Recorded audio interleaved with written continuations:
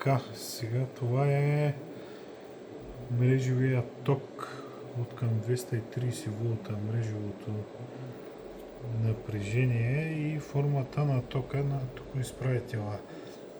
Значи мощността е около 300 волт ампера пълната, а токоизправителя дава около 130 вата постоянно токова мощност.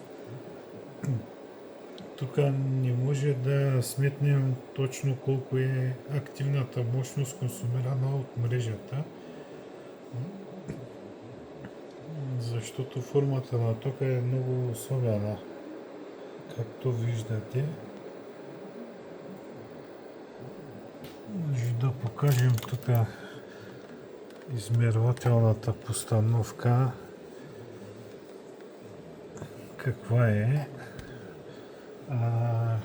Тук да покажем само консумацията към 70 вата на крило. Те са последователно свързани. Значи около 140 вата постоянно токовата мощност на консуматора е. Тук от мрежата е това маса 1,34. Значи ние може да идем на променлив ток, но това не е активна мощност цялото.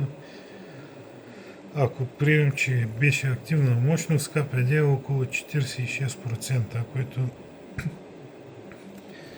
е малко за такъв тип токоизправител като Регул. И това е.